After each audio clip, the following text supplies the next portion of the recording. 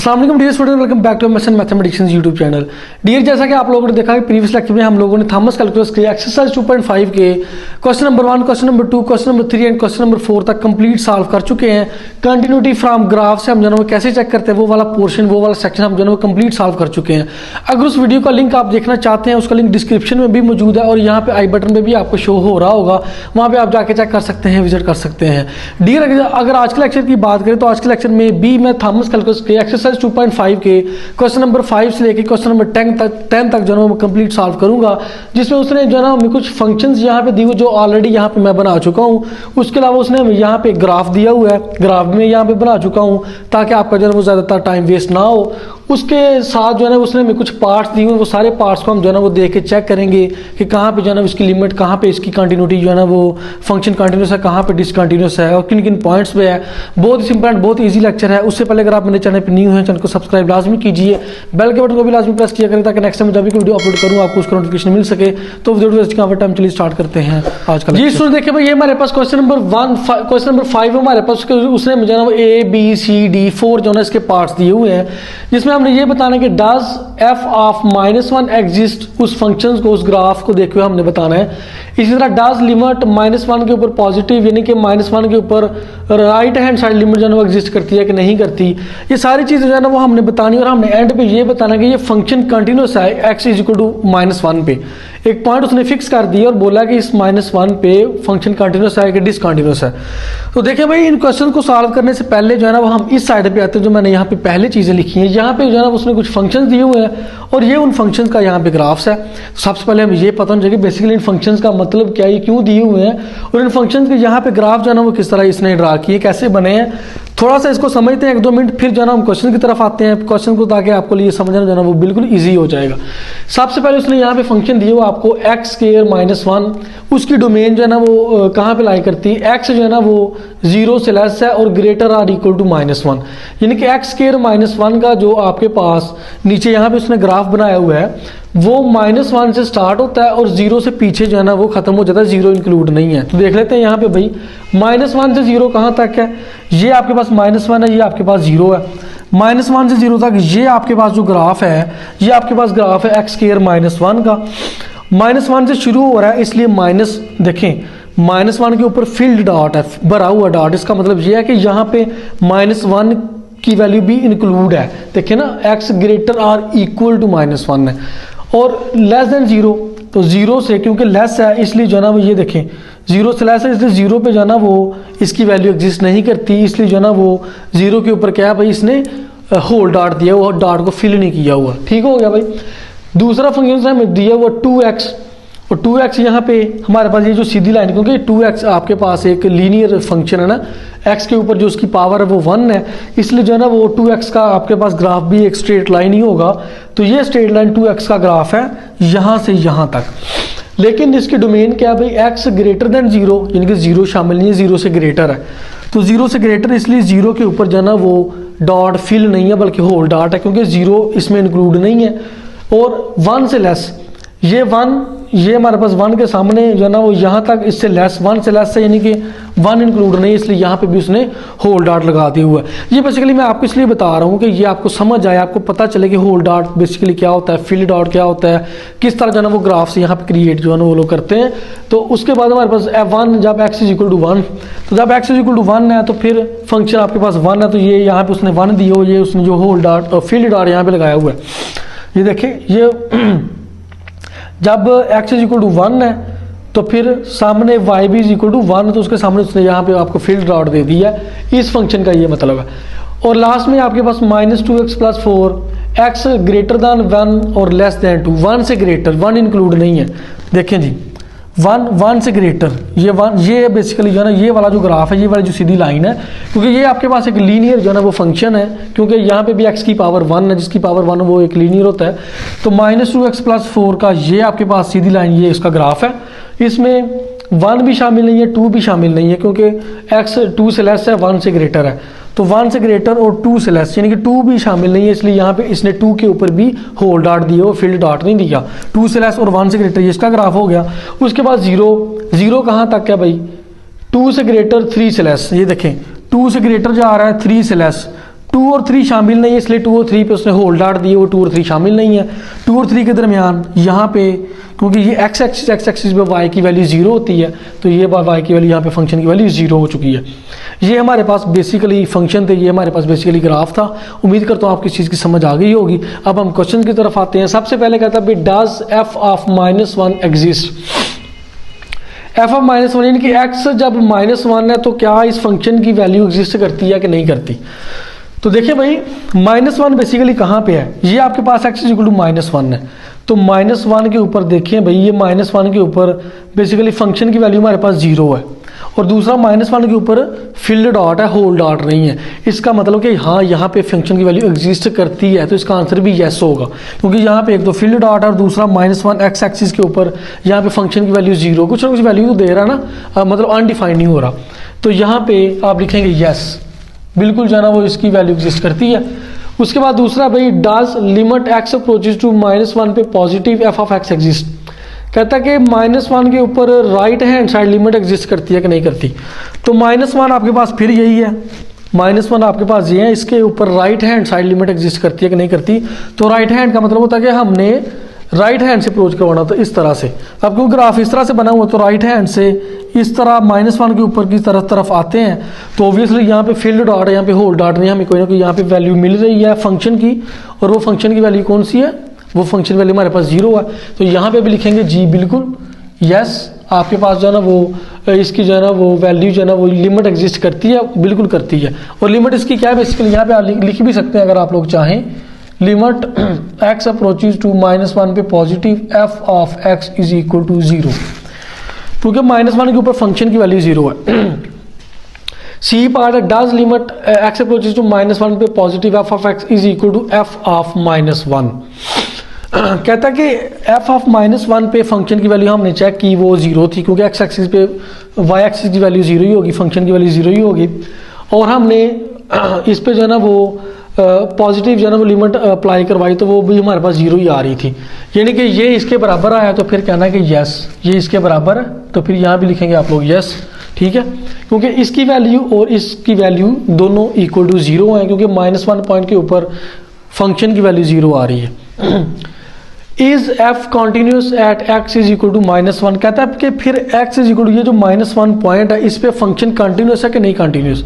तो बिल्कुल कंटिन्यूस है भाई, कंटिन्यूस की डेफिनेशन हमने पढ़ी हुई है कि उस पॉइंट के ऊपर फंक्शन की वैल्यू एग्जिस्ट करनी चाहिए, लेफ्ट हैंड और राइट हैंड लिमिट जो है ना वो उसकी बराबर होनी चाहिए, और जो left hand right hand limit आती है वो उस फंक्शन की वैल्यू के एफ ऑफ -1 के भी जो है ना वो बराबर होनी चाहिए, क्योंकि हम इसकी लिमिट इसकी कंटिन्यूटी -1 पे चेक कर रहे हैं, ठीक है। तो यहाँ पे लिखिए यस, क्योंकि सारी कंडीशंस यहाँ पे होल्ड करती हैं, इसलिए इसका आंसर भी यस होगा कि बिल्कुल -1 के ऊपर फंक्शन कंटिन्यूस है, -1 पे हमें इसकी वैल्यू मिलती है। ये था क्वेश्चन नंबर 5, सिंपल था, इजी था। इसके बाद हम क्वेश्चन नंबर 6 की बात करते हैं। उसके बाद देखिए क्वेश्चन स्टूडेंट हमारे पास क्वेश्चन नंबर 6 का भी उसने A B C और D पार्ट्स में उसने दिए हुए हैं। सबसे पहले इसमें जो है ना वो देखेंगे किस पॉइंट की बात कर रहा है, 1 की बात कर रहा है, यहाँ भी 1 की बात कर रहा है, 1 की बात कर रहा है, यहाँ भी 1 की बात कर रहा है। यानी कि हमने 1 के ऊपर चेक करना है कि ये फंक्शन जो है ना वो कंटिन्यूस है कि कंटिन्यूस नहीं है। तो देखिए भाई सबसे पहला A पार्ट ये कि डज एफ ऑफ 1 एग्जिस्ट, यानी कि x की जगह पे उसने 1 बताया हुआ है कि हमने पॉइंट 1 पे चेक करना है कि डज एफ ऑफ 1 एग्जिस्ट। तो 1 कहाँ पे है, ये हमारे पास 1 है, तो 1 के सामने ये देखें ये हमारे पास फील्ड डॉट है, और ये हमारे पास जो 1 1 उसने लिखा हुआ यहाँ पे, ये पहले 1 का मतलब है ये x की वैल्यू, दूसरे 1 का मतलब है y की वैल्यू। ये बेसिकली होता है x y, इसी तरह ये भी बेसिकली होता है x y। तो देखिए जब x की वैल्यू 1 है तो y की वैल्यू 1 है, उसने हमें ऑलरेडी यहाँ पे दिया हुआ है, बताया हुआ है।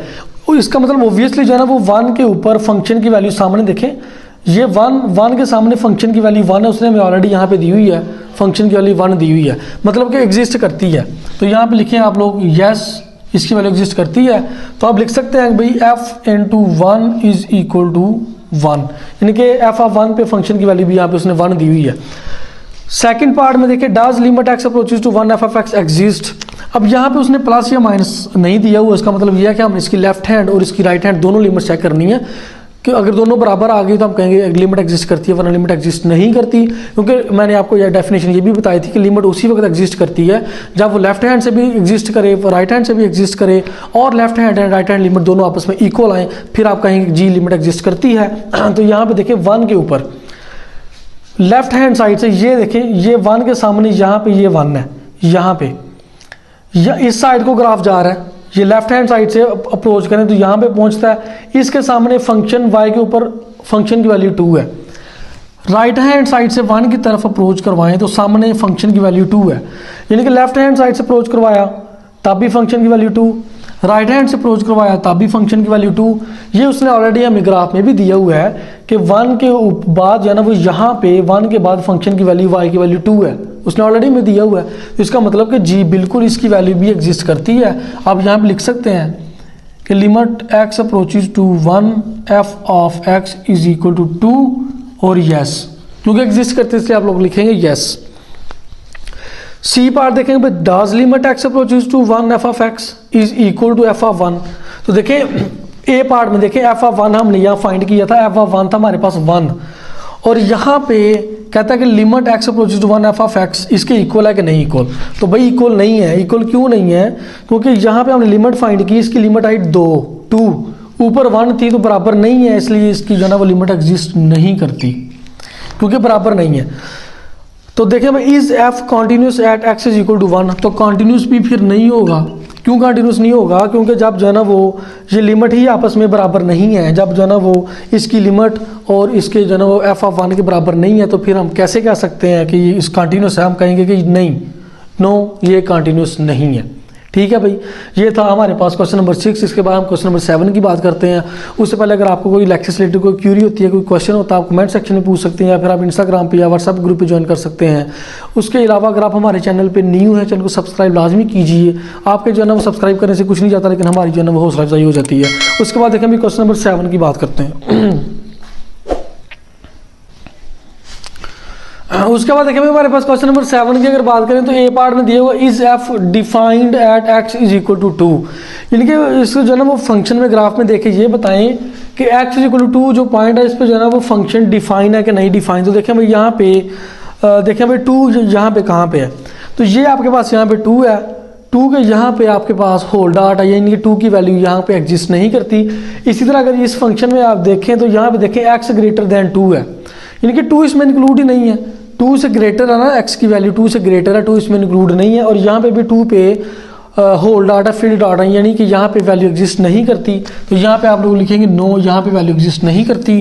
तो जब वैल्यू ही एग्जिस्ट नहीं करती तो फिर आप कहेंगे कि is F continuous at x is equal to 2, तो यहाँ पे लिखेंगे नो।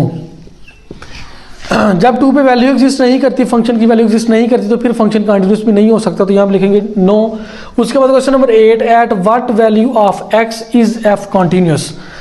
क्वेश्चन नंबर 8 बहुत सिंपल है, कहता है कि x की किस किस वैल्यू के लिए जो है ना वो फंक्शन कॉन्टिन्यूस है और किस किस वैल्यू के लिए फंक्शन कॉन्टिन्यूस नहीं है। तो ये कैसे चेक करेंगे? ये हम जो है ना वो ग्राफ से चेक कर सकते हैं, यहाँ से इसकी डोमेन से चेक कर सकते हैं, जो मैंने पहले भी आपको बता चुका हूँ। तो देखिए कहता है कि x की किस किस वैल्यू पे फंक्शन कॉन्टिन्यूस है। तो हमने जो है ना वो अब इसको होल डॉट, फिल डॉट को और होल डॉट्स को लेके हमने चलना है। हम अभी आपको यहाँ पे बताएंगे इसका बेसिकली आंसर, यहाँ पे जो है ना वो सोल्यूशन लिख देता हूँ। सोल्यूशन इसका क्या होगा? ये -1 से जो है ना वो शुरू हो रहा है, -1 से जो है ना वो स्टार्ट करें। -1 क्योंकि इसमें इंक्लूड है, तो -1 के बाहर जो है ना वो क्लोज ब्रैकेट यहाँ पे लगाएंगे, क्योंकि -1 के ऊपर यहाँ पे फिल डॉट है, इसलिए -1 के ऊपर क्लोज ब्रैकेट लगे, क्योंकि -1 शामिल है, इंक्लूड है। -1 बराबर भी है x के बराबर भी है, इसलिए यहाँ पे क्लोज ब्रैकेट लगेगी। उसके बाद देखिए भाई -1 से जो है ना वो कहाँ तक जा रहा है, -1 से ये जो है ना वो 0 की तरफ अप्रोच कर रहा है, ये 0। तो 0 के ऊपर भी ये यहाँ पे होल डॉट है, 0 भी इसमें शामिल नहीं है। देखें कहीं भी जो है ना वो 0 शामिल नहीं है, कहीं भी 0 के बराबर नहीं उसमें दिया हुआ। तो -1 से 0 के आगे आपके पास जो है ना वो ओपन ब्रैकेट लगेगी, क्योंकि 0 इसमें शामिल नहीं है। उसके बाद यूनियन, उसके बाद जो है ना वो 0 के बाद क्या हो रहा है, 0 के बाद ये जा रहा है 1 के सामने, 0 के बाद 1 पे जा रहा है, लेकिन 1 भी शामिल नहीं है, क्योंकि 1 के ऊपर यहाँ पे उसने वो लगाया हुआ है आपके पास होल डॉट, यहाँ पे लगाया हुआ है। तो यूनियन आप लोग यहाँ पे लिखेंगे भाई 0 से 1, ये देखें भाई 0 से 1 पे जा रहा है। उसके बाद देखें भाई 0 से 1 तक जो है ना वो ग्राफ चला गया, फिर 1 के बाद जो है ना वो 2 पे जा रहा है। देखें 1 से 2 की तरफ जा रहा है, और 1 के ऊपर भी यहाँ पे होल डॉट है, 2 के ऊपर भी यहाँ पे होल डॉट है, यानी कि 1 और 2 दोनों शामिल नहीं है।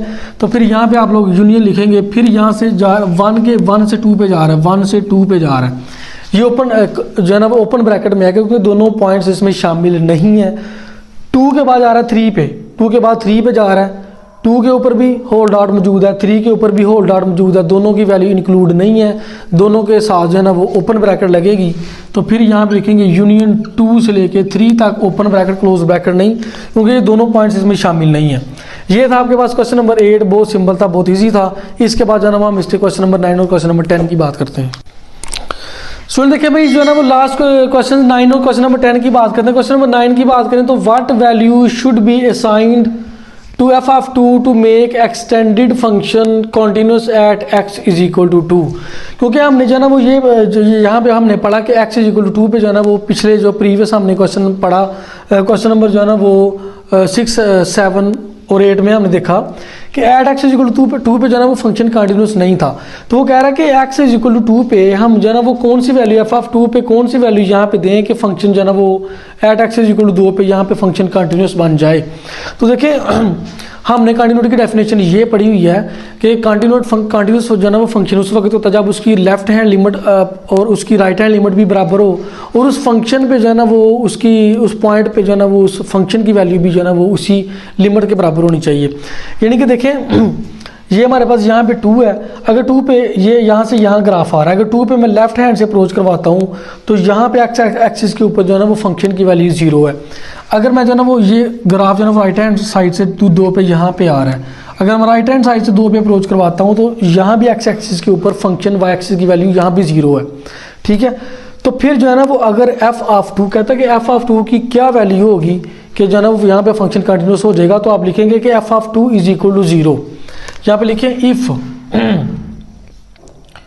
if f(2) is equal to 0 then function is continuous, या फिर लिखें कैन बिकम कंटिन्यूस। अच्छा, हमने क्या यहाँ पे बताया, कहता है कि f(2) की कौन सी वैल्यू हो तो फंक्शन कंटिन्यूस होगा। तो f(2) अगर हम जो है ना वो 0 के बराबर होगा तो फिर फंक्शन कंटिन्यूस होगा, क्योंकि 2 के ऊपर लेफ्ट हैंड लिमिट अप्लाई करवाई तब भी फंक्शन की वैल्यू 0, राइट हैंड से अप्रोच करवाए तब भी 2 पे फंक्शन की वैल्यू 0, और फिर f(2) भी 0 ही होगा, उस लिमिट के बराबर ही होगा, तो फिर ही जो है ना इसकी वैल्यू एग्जिस्ट करेगी। इसलिए यहाँ पे आप लिखेंगे कि अगर f(2) इक्वल टू 0 होगा तो फिर जो है ना वो फंक्शन की वैल्यू फंक्शन फिर आपके पास कंटिन्यूस होगा। इसके अलावा जो है ना वो यहाँ भी आप देख सकते हैं, क्योंकि जो यहाँ पे आपके पास पॉइंट 2 है ये 1 के बाद है और 3 से पीछे है। ठीक है, ये देखें भाई 1 से लेके जो है ना वो 2 से लेस तक, ये बेसिकली यहाँ पे जो इसका फंक्शन आपके पास बन रहा है, ये वाला ग्राफ जो इसका बन रहा है ये आपके पास है y is equal to -2x + 4। तो अगर जो है ना वो यहाँ पे इस फंक्शन पे आप जो है ना वो लिमिट अप्लाई करवाते हैं, ये वाली limit x approaches two point आपके पास यहाँ पे 2 है, f(x) इज इक्वल टू, तो ये आपके पास क्या बनेगा भाई, ये वाला फंक्शन क्या बनेगा -2 × 2 + 4 -2 इसको मल्टीप्लाई करेंगे -4 + 4 = 0, ये आपस में कैंसिल, तो = 0। तो ऐसे भी जो है ना वो आप कैलकुलेट करके भी बता सकते हैं कि = 0 होगा जो ना f(2) = 0 होगा, तो फिर ही जो है ना वो यहाँ पे फंक्शन कंटिन्यूस हो सकता है, वरना कंटिन्यूस नहीं हो सकता। उसके बाद क्वेश्चन नंबर 10 भी बिल्कुल सेम है, बिल्कुल ऐसे ही है। To what new value should f(1) be changed to remove discontinuity. f(1) पे देखें भाई f(1) पे जो है ना वो हमने ये अंदाज़ा लगाया था कि फंक्शन कंटिन्यूस नहीं है। क्यों कंटिन्यूस नहीं, क्योंकि f(1) पे जो है ना वो 1 के पे फंक्शन की वैल्यू y की वैल्यू 1 थी, लेकिन जब हमने लेफ्ट हैंड लिमिट अप्रोच करवाई तो सामने फंक्शन की वैल्यू 2 यहाँ पे लिखा हुई है, और राइट हैंड से अप्रोच करवाई तो फंक्शन की वैल्यू यहाँ पे 2 थी।